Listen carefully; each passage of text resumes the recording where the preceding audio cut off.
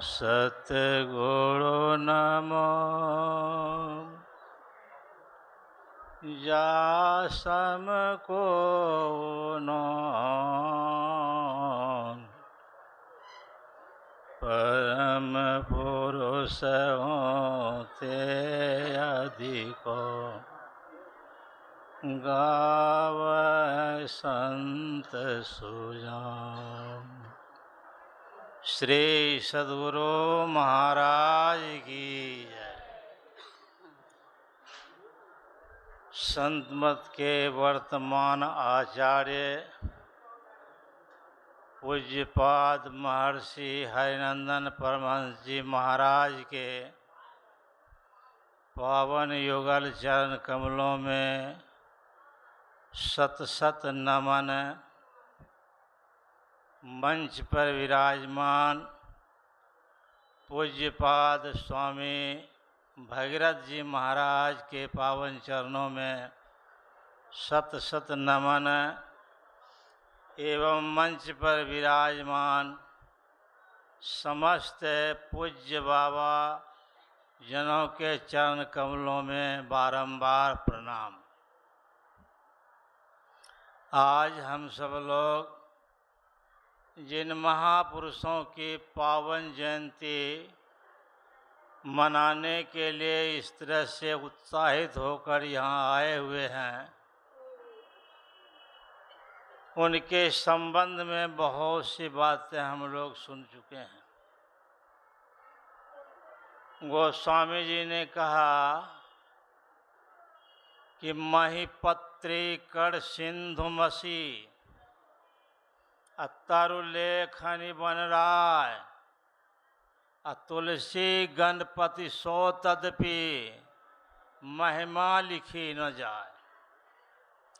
संपूर्ण धरती को आप कागज बना लें और समुद्र में जितने जल हैं सभी जलों को आप स्याही बना लें।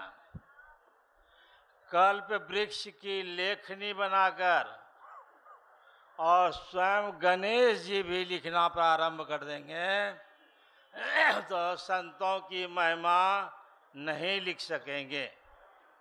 इतनी इनकी महिमा कि उनके बारे में नहीं लिख सकेंगे। साधु महिमा को कहे शोभा अधिक अपार और रसना 2000 से शेष हो जावे हार। जिनके पास 2000 जिह्वा है वे भी महापुरुषों की महिमा का बखान नहीं कर सकते हैं। तप के बरस हजार हैं और संत संग पल एक, सो भी सरवर ना करे सुखदेव किया विवेक।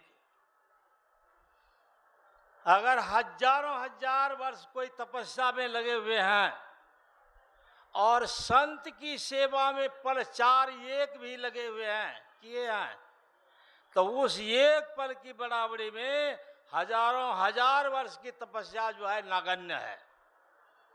तो ऐसे महापुरुषों की सेवा में हम लोग हैं आए हुए हैं।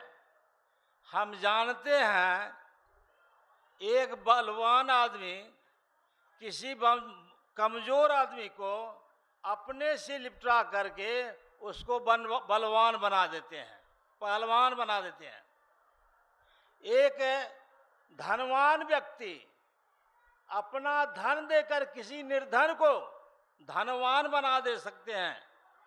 एक विद्वान व्यक्ति किसी अनपढ़ को, गंवार को अपनी विद्या का दान देकर उसे विद्वान बना दे सकते हैं। तो जो महान संत सद्गुरु, इतने बड़े महान और ऐसे महान संत सद्गुरु अपने शिष्य को अपने ही जैसा बना देना चाहें तो इसमें क्या हर्ज की बात है? कोई संदेह की बात नहीं। हम एक कलाकार को देखते हैं, कागज पर जब लिखते हैं, कलाकारी करते हैं, चित्र अंकित करते हैं, तो उस चित्र को आप नमन करते हैं।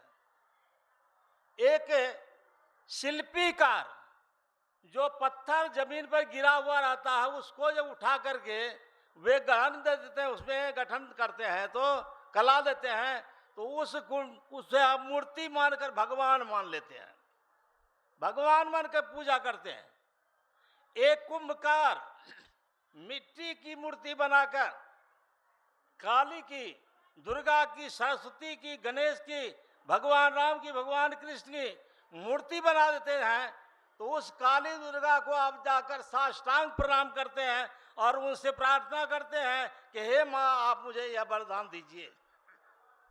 जो चरित्रहीन भी बनाने वाले हैं, वे सब चीज बनाने वाले, मूर्ति का गठन करने वाले, कलाकारी को जो है दुर्गा काली की मूर्ति बनाने वाले जो भी कोई है, वे कोई शुद्ध आदमी नहीं, वे तो जो है चरित्र से हीन भी व्यक्ति होंगे, भ्रष्ट भी होंगे, अभक्ष भोजन भी करते होंगे, और वे भी उनकी बनी हुई मूर्ति को आप प्रणाम करते हैं। सब लोग जाकर झुकते हैं।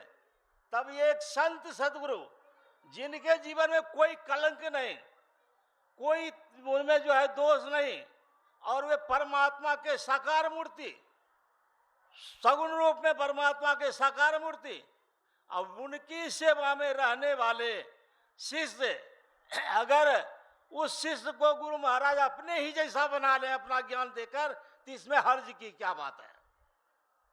पूर्ण सक्षम है। इसलिए ऐसे गुरु महाराज जो हम लोग जिनकी सेवा में, जिनके शिष्य हैं, वे अपने शिष्य को अपने पास बना रख करके इतने वर्षों की सेवा दिए।